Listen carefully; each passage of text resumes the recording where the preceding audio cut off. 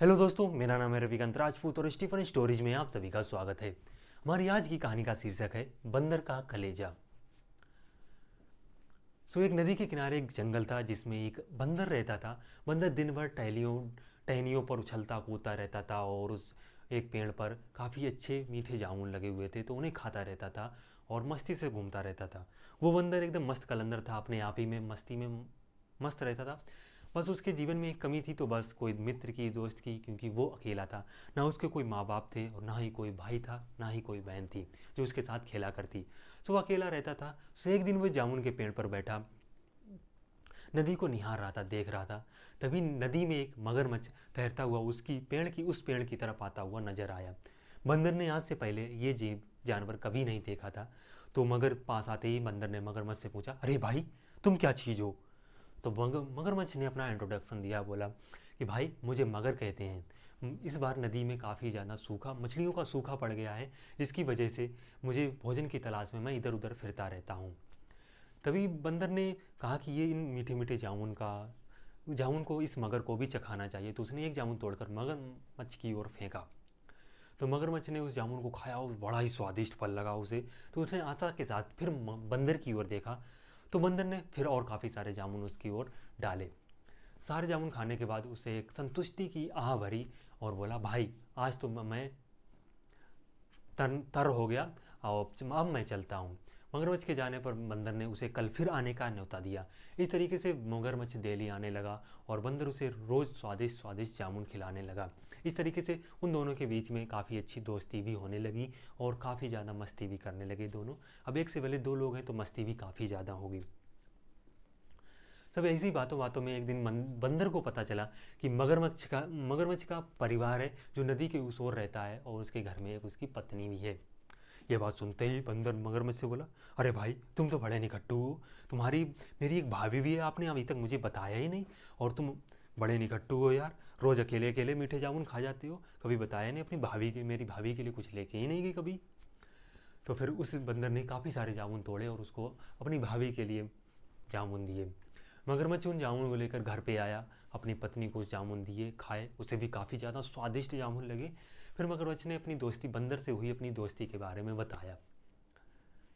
इस तरीके से मगर रोज़ आता, बंदर रोज़ मगरमच्छनी के लिए भी काफ़ी सारे जामुन तोड़कर देने लगा। ऐसे चलता रहा। तो और जो मगरमच्छनी थी वो थोड़ी दुष्टा स्वभाव की थी। वो इसे खाली समय में सोचती रहती थी, मतलब उसका। अब उन्हें जब इन बंदर और मगरमच्छ की दोस्ती के बारे में पता चला तो पहले तो उसे इतना ज़्यादा विश्वास नहीं हुआ। जब उसे ऐसा पता चला तो फिर वो थोड़ा सा दुष्टा स्वभाव की थी तो गलत सोचने, मतलब खाली टाइम में कुछ उल्टा सीधा सोचने लगी। एक दिन उसने सोचा कि ये बंदर इतने सारे स्वादिष्ट फल खाता है तो इसका कलेजा कितना ज़्यादा स्वादिष्ट होगा। तो उसे कलेजा खाने के लिए उसने एक कोई नाटक रचा। जैसे ही मगरमच्छ घर पे आया, वो अपना पेट पकड़कर, मतलब ज़ोर से पेट दर्द करने का नाटक करके लेट गई, रोने लगी।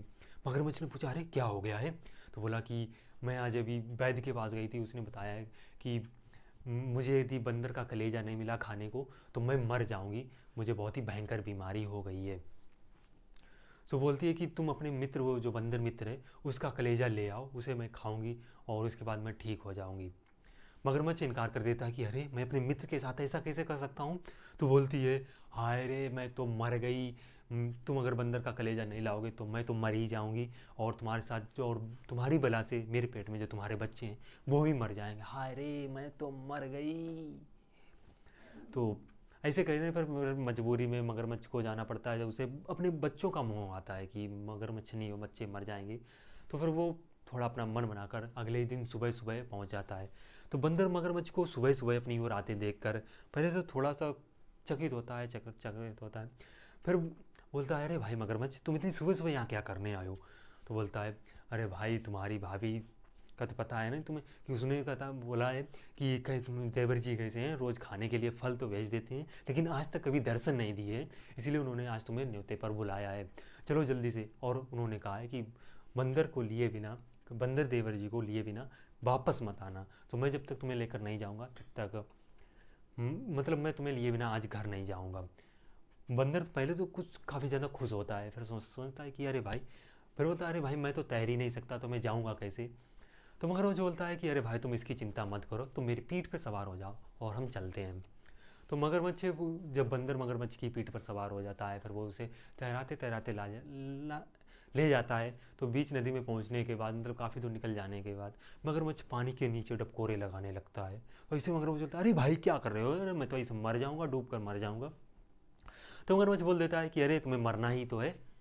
बंदर चकित हो जाता है एकदम से, उसके रोंगटे खड़े हो जाते हैं, मरना ही है, अरे भाई तुम्हारा क्या मतलब है। तो मगरमच्छ बोलता है देखो, फिर मगरमच्छ अपनी पत्नी के साथ वो बंदर की कलेजे वाली बात, सारी बात बता देता है। तो बंदर तो हक्का बक्का एकदम से रह जाता है, शौक में हो जाता है। लेकिन बंदर भी यहाँ पर काफ़ी ज़्यादा चालाक होता है।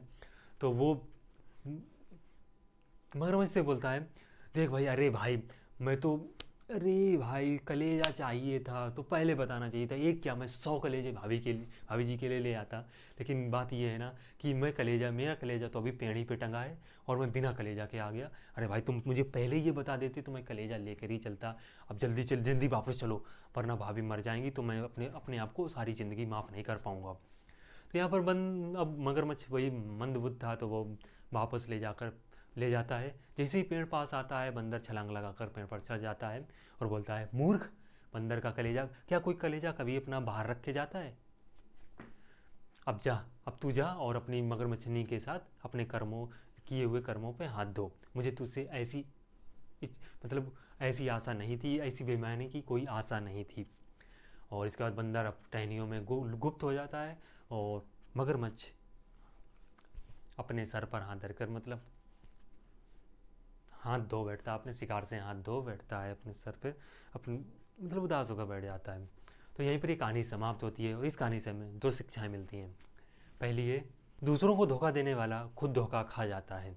और दूसरी शिक्षा ये है कि बुद्धि से हर संकट का हल निकाला जा सकता है, हर समस्या को हल किया जा सकता है। तो दोस्तों ये थी हमारी आज की स्टोरी। कैसी लगी आपको, आप हमें कमेंट में बता सकते हैं। और ये थी हमारी 100 डेज 100 स्टोरी चैलेंज की स्टोरी नंबर 21। चलिए मिलते हैं कल की स्टोरी में, तब तक के लिए keep story telling practice. Bye.